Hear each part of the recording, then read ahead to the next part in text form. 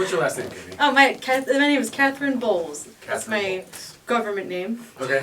Yeah. All right, so I'm here with Catherine Bowles. She is a magician. Would you call yourself a witch? Yes, oh, absolutely.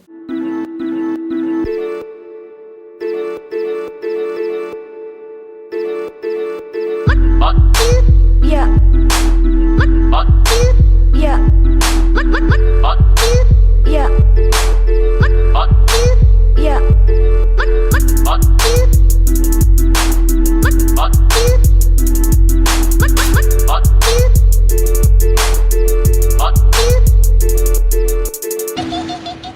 Okay, so what kind of witch are you? Right. Well, I'm a very evolving witch. A lot of me started out with Celtic traditions because that's what my heritage is, and I've moved on to try and experience the world in a lot of different ways. A lot of shadow work. That's a death witch, and then I'm very interested in Hinduism and Vedic astrology. So I've also been a student of those things, but I don't really call myself a Hindu witch or anything because that doesn't really exist. Right. But I definitely have a multi-traditional, very multifaceted type of background. That is very cool. Thank so you. I'm excited. Thank you so much for taking some time Thank with me you. today. I've got a lot of questions, and hopefully we can just, I don't know, talk a little bit about like what magic is, what witchery is, because like I'm very ignorant when it comes to this kind of stuff, but I'm excited to learn about it, and I think we will find some points that kind of cross over between like new age sort of ideas or manifesting kind of stuff or timeline jumping or whatever this week's vernacular sort of calls for. How did you get into all of this? Thank you. So I've always wanted to be a tarot card reader. I remember the first cards I ever had, I popped out of a Cosmopolitan magazine when I was probably like 12 or something. And from there I just was really sort of summoned to the books everywhere. And my mom kept throwing them away because we were Christian, as you probably understand. There was a lot of buying the same book over and over, but I got to know my favorite authors, like Sasha Fenton and like different people with astrology and tarot sort of crossover. And I got so into it that I wanted to start doing it professionally. And so I apprenticed under a tarot card reader named Bjorn Neuhaus in Burnsville. And then I took on clients on my own. Just from there, been doing it for about 19 years now, professionally, and it has been a wonderful ride. So you started with the tarot. Mm-hmm. Can you tell me a little bit about the tarot? What does it represent? Sure. What is it used for? Yeah, so the tarot contains all the archetypes of the human experience, because throughout time, no matter what, people have been sort of having the same problems. Even though we have different surroundings and different things available to us, we're still dealing with a lot of the same things.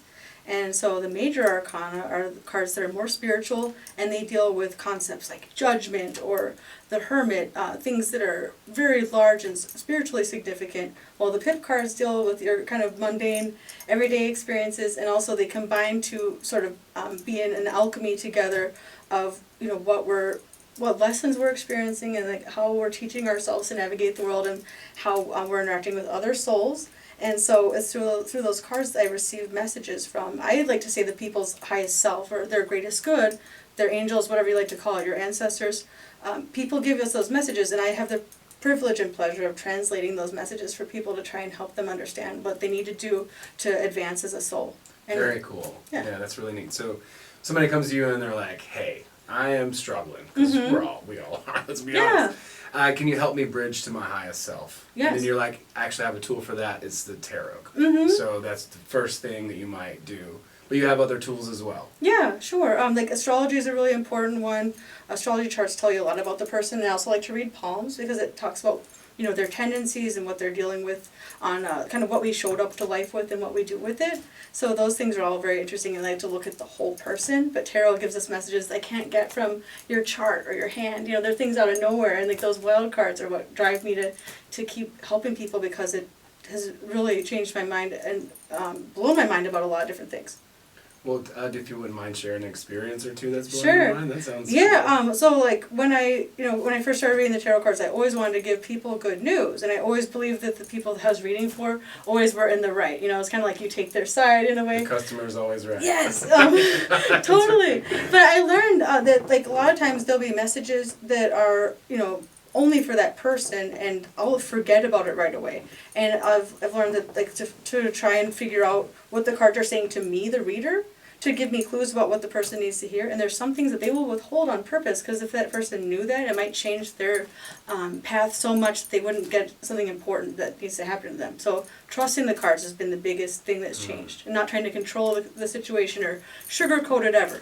You know, the sugarcoating never helps anybody. Telling people the real is what I need to do. Yeah, I mean, it's uncomfortable always. Totally. But if you can't accept the truth, then there's certainly no way to improve from there. Yeah. Is there? That's what disclaimers are for. Say if you get your feelings hurt easily, you might want to try the next person. You know, because I'm here to help you, and sometimes you have to pull off a Band-Aid. Yeah, absolutely. That's really, really interesting.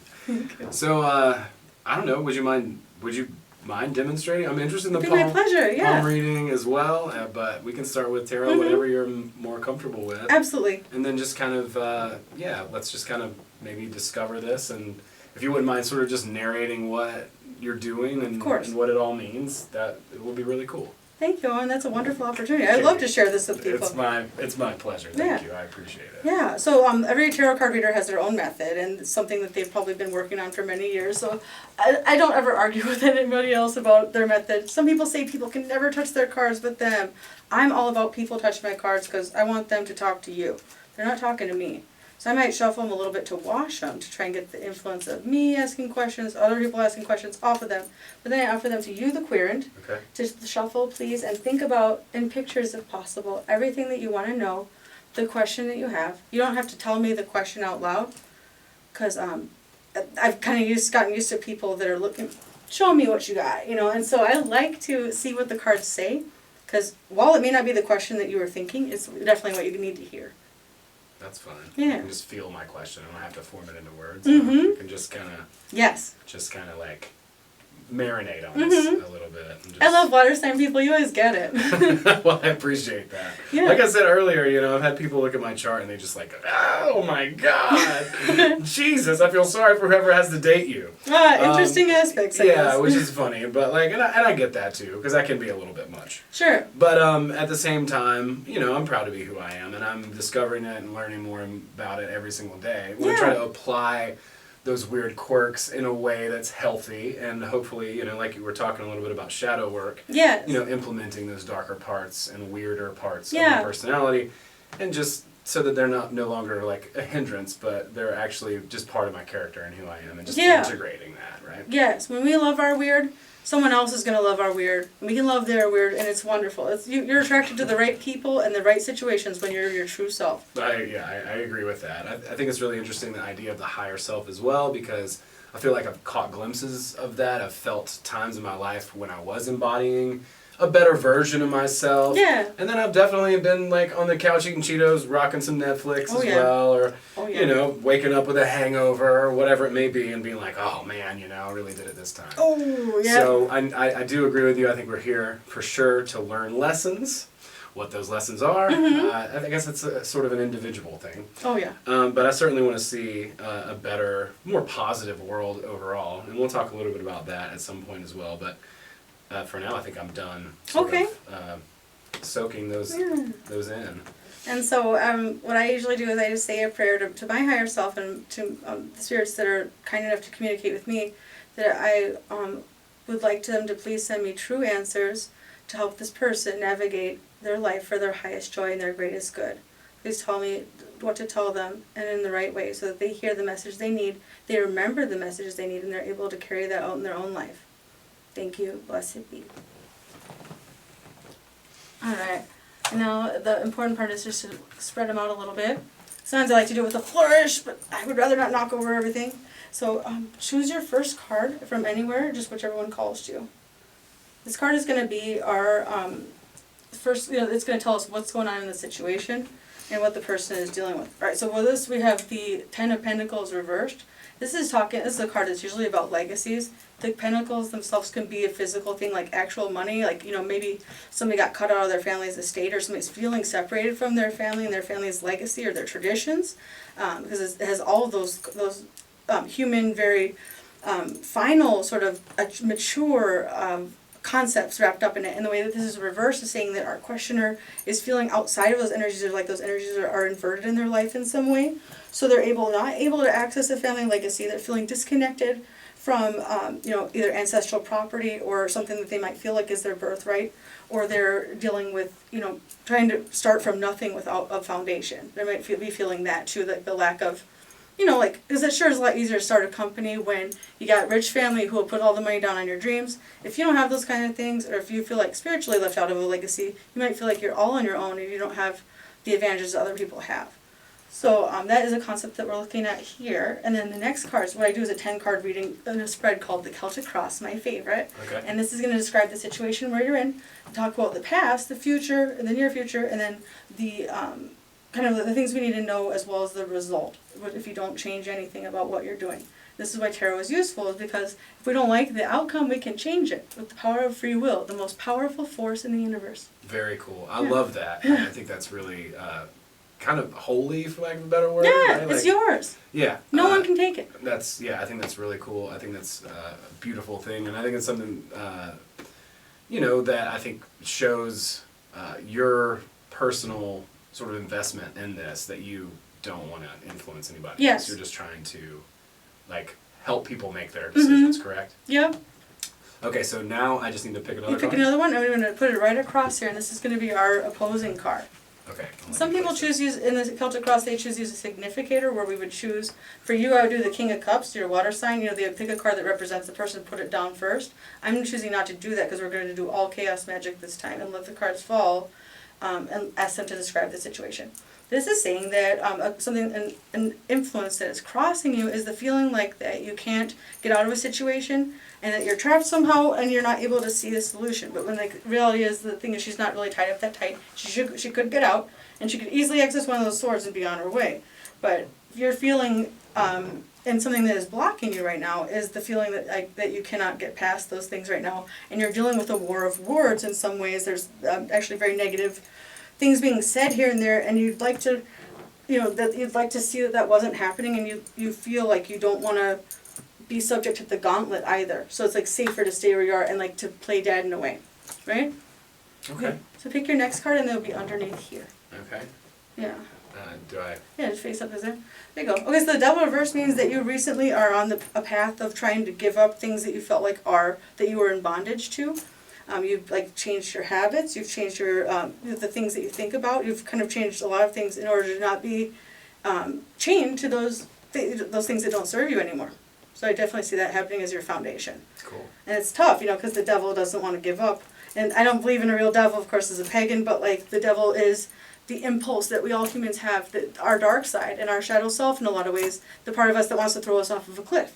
If we're standing at the Grand Canyon, conquering that is a big part of this soul experience, and it's a big achievement. So good job. And I put one here. I appreciate that. Sure. It's taken me a while actually to get motivated to do that, but I have been doing it. If it was easy, you would have gotten a minor arcana about it, because there's a lot of cards that express that in a more mundane way. This is saying it's a very spiritual concept, and the things that you're dealing with, and these cards are more life.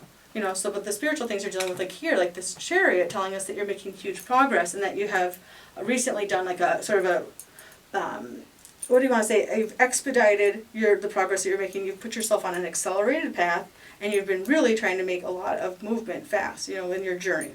So that's what that's talking to us about, and that's also major arcana, so in a spiritual way. So it's something that, the fire isn't just, motivated by paying bills or anything mundane stuff. It's motivated by, that spiritual fire, your inner flame, and that is having you go whoosh, to go and go faster.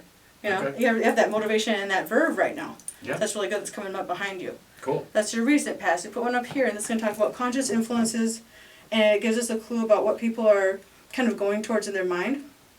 Okay. Mm-hmm. And where should I place it? On top? Yeah. There you go. Okay, so this is talking about a reluctance. There is a reluctance to leave something behind that was very, it gave you a good exchange. You were pleased with the exchange. It doesn't have to be actual physical gold, but you had to leave behind something, or you're maybe reluctant to leave behind something that used to be really important to you. And you're trying to change that in a way of am I ready to give that up? Am I willing to give that up? And there's some parts of you that are not. Okay? Yeah. Sure. So, and then the next card will go right here. Okay. It doesn't matter to me if the cards get kind of mixed up, because it's something so familiar that it's oh, I remember where the card is. And if people call me 2 weeks later, a lot of times I can remember exactly which cards were there. Alright, so this is talking about your near future. This is where it gets interesting. This is telling me that you're going to be receiving a message from someone. They could be younger than you or just maybe more emotionally unhinged than you. But like the perspective is that the person is younger than you and that this is someone that perhaps is female. Could be also a water sign or just could be an emotional person or a person who is like, two gender, two spirits or, but maybe presents as femme or presents as androgynous. But they have a message for you and it's something that might be a little bit hard to hear. Or maybe that they are distressed in some way or they have, something to say that is, going to be a little bit emotionally difficult to hear for some reason. So this is what's warning you that might be coming up. You're going to hear from someone who's got an emotional message that might be distressing in some way, or at least might be inconvenient at best, Sure. All right. So our next card is going to reaffirm like where you're at. It's going to tell me about like a different perspective of your situation. Yeah. Cool. Okay. So this is talking about you were looking at. Oh, this is an educational card. This Knight of Pentacles, and this being reversed here says that like you were perhaps considering more of a traditional sort of path to an education or path to learn something, and it's some sort of investment in yourself. But now you've kind of decided against making a physical or a monetary or tangible investment in yourself. You might be trying to go your own way on something, but I see like rejecting sort of a traditional path or a traditional investment or educational path, and that you're kind of ruminating over that. Okay. Okay. That makes sense. Yeah. Next card will talk about people around you. People like to know that because there's often an influence there and something that is coloring their world that other people are saying. Saying that there's people around you that are getting over horrible things. People around you that are, trying to let go of a lot of pain and misery. And there's people around you that are able to, probably you're impacting in a positive way where they can look past the sadness and not have it control everything. Because when the Three of Swords is upside down, the swords can be taken out. They can fall out or have like lessen their influence. But when it's straight up, this thing is still happening. So this is telling me that the trauma or the sadness around you and the people that are dealing with that is something that is still happening, but it's getting better. You might be part of it getting better. So that's really good. Oh, that's cool. Mm-hmm. I like hearing that. Yeah. Makes me happy. Next card talks about hopes and fears. It's a double-sided coin. Okay. Yeah. Oh, this is talking about. So this is saying you're dealing with imposter syndrome in a lot of ways. Okay. There's also a fear of people taking advantage of you, so a reluctance to get close to people. So you're like, there's the hope is that your honesty and that your goodness is going to only attract the good, but the fear is that you might find people that just want to take, and also the fear is that the hope is that you can get out of any sort of bad situations that you come into, but the fear is that you feel like you compare yourself to other people and find yourself feeling like you don't have enough in some way, but that's not true. This is upside down. It's not like you are. This is telling me you're definitely not an imposter, but that you might have imposter syndrome from time to time. But especially that you're worried about people taking from you and people that are just out to, kind of get what they can from you. Sure. This is the Seven of Swords here. This guy is like running away with 1, 2, 3, 4. He's got a bunch of them. He's got 4. So you might have 3 swords left after this guy jacks you. But he's taking away a bunch of stuff and escaping over the wall. So none of us want to put an intellectual investment into anything and then have people take away our intellectual property. Sure. And this is definitely like the intellectual property type thing of where you're looking to protect that and kind of afraid that somebody might just try and come and steal your work. So I definitely understand that. It makes a lot of sense. Yeah, we talked a little bit about that actually before we started rolling camera, that, just because someone's in the spiritual movement or they say they want to help people, it doesn't necessarily mean that their intention's always pure. Right. There is so disappointing. So easy to get into the hen house when you're a fox and just, make it rain. Mm-hmm. Flesh. Yeah, but the fear of bad people, it cannot cause us to walk them all out. That wall doesn't work for you. The wall, that's not who you are, and a wall doesn't work for you. This is the result card, so this is going to tell you what's going to go on unless you change something. Here again. All right, we got Judgment reversed. This is another major arcana. You've got a lot of major arcana in here, but 3 out of 10, that's significantly major arcana because there's less of them. This is telling me with Judgment reversed that you're going to be finding something wanting about the situation, and you're going to decide to change a lot of what the foundation of your approach is. There's going to be something big that you find out that's going to kind of cause you to change your mind about some things. And it's saying, be prepared for this. Okay. Because you got some spiritual alchemy coming up, because there's a cauldron right here. There's a sort of a Phoenician element to that there with the bird in the background. It's also saying that you might not feel ready for that, and it's going to be a shake to the pride in a way. So like they would like you to feel a little bit less blindsided by it. Okay. Mm-hmm. That's cool. I like that. Yeah, because you don't deserve to be indignified. You don't deserve to be, feeling like put out by anything. But when, when we shake something out and it didn't come out the way we wanted to, we just try again. We just do it again. Yeah. Fail forward fast. Mm-hmm. Just continue failing. Yeah, exactly. All the time we're failing. Mm-hmm. It's great. I love it. I've embraced failure. Me too. Yes. Yeah, like bike riding to anything is like, well, just do it again and try harder, or try a different approach, something. Totally.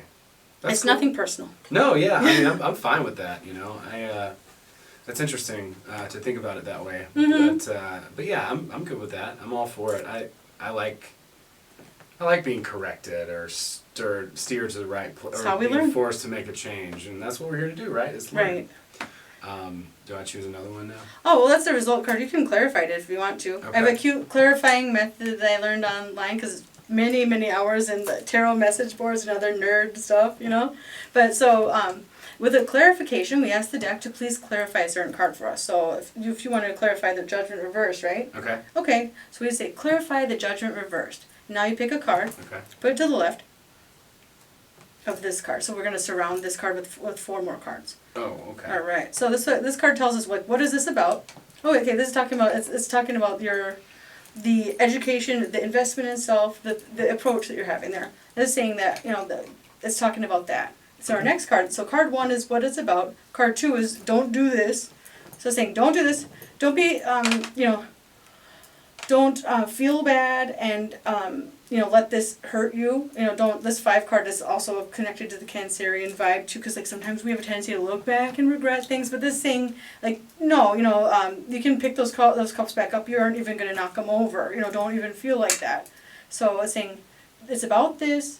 Don't do this, and then the next card will be do this, and then it'll tell you what will happen if you do what it tells you. Okay. Like the direction that it gives you. Do this. Yep, put it on top here. No, there's a page 1. Okay, so this is saying that like you might have to talk back to somebody in a strong way. Okay. And you also might have to know when somebody is not telling you the truth, and to discern a message from a person that's very charismatic is not correct. So there's somebody that's telling you is not right. And you want to like examine that with your heart and soul, and not just take them at face value just because like they're, because something about their energy is attractive and appealing, and it sounds like they're right. But there's something that's not right about them, and you want to take another card and see what happens if you listen, which is tell you, all right, saying that means that you will not have to feel like you're on your guard and defensive all the time. Once you eliminate a person or an entity or energy that's, that's kind of nefarious or has bad intentions for you, you won't feel like this, this guy defending his castle here, the 9 of Wands, This guy, he's seen some battle and he's tired of it. He's tired of having to always feel on the defensive. Sure. And it's saying, if him being reversed is saying that, okay, if you get rid of that, then once you get the fox out of the hen house, like you were talking about, you will feel a lot more free to be yourself and to learn things and to, be on your path without having to, feel in a defensive way. Because that block prevents you from accessing everything that you could about something and all the good that you could get. That's cool. Mm-hmm. Wow. Okay. Cool. Neat. Yeah. Sure. Thank you. Yeah, you're welcome. My pleasure. This is what I love to do. But if there's a deceptive person, you can't just go around being like, is it you, is it you, is it you? You just listen to that message and you kind of put that in your back pocket. Sure. And you listen to them and you see what they say, and see if it shakes out, and see who has your good intent, who has their good in mind and who doesn't. You'll see. Once you have the idea that there's a possibility that there's that happening, you'll be more watchful. Yeah, I feel like, I feel like I've been more watchful recently, I'm still a little bit impulsive. Totally, yeah. Might find myself in a completely different situation than I ever expected, and that happens often, but I have maybe been a little bit guarded sometimes. Yeah. And I guess it's not a terrible thing to just watch out. Right? Like, and this person seems more innocent than they are because it's coming off younger. That could just mean like that they seem a lot, like you might not suspect them, like no one suspects the butterfly, right? Right. Of course. Interesting. Yeah. It's like consider all your variables. and you hold the cards, you know, but if you're afraid to make an investment in yourself, like, don't be. Cool. I've been doing that. Mm-hmm. I've been investing in myself. Yeah. You know, we'll say that. For sure. That's cool. That's so awesome. neat. So, yeah, so thank you very much. You're I welcome. really appreciate that. Mm-hmm. And the messages are for you alone, so I won't, you know, you don't have to tell me what happens or anything, or even what you ask, but if you want to, you can. Okay, I'm sure, surely I will. Like, when That's something all. happens. Yes. I'm like, oh my God. I love when people email me. It's wonderful. Even if it's not good news, I'm like, well, at least you got through it because I really want to know what the tower was for them or whatever. Oh, you know, it's sure. like, okay, well, now at least you know. Yeah, You know? exactly. Surprise. That's so cool. That's very interesting. Yes. Cool. Well, thank you very, very much. I appreciate Thank you. that. And yeah, maybe we can just let people know where they can find you if they Yeah. want a tarot reading, and then maybe we could talk about something else in the next little spot or something like that. Sure. That sounds Yeah, good. so I don't have a YouTube yet, but my email address is ladycatherinetarot@yahoo.com, and my phone number is 612-849-5868. You can just text me. It's fine. I got block if I don't want to talk to you. There you go. Cool. Yeah. Yeah. And so as soon as she does have a YouTube channel, I'll put the link in the description, of course, and share all that information Thank except your you. phone number. I probably won't put that in the description. Be careful out there, folks. Know that if you send something, she might send it to everyone. Or I'll know a lot about you when you do that. Oh boy. All right, cool. Well, thank you again, Thank Katie. you. That's amazing.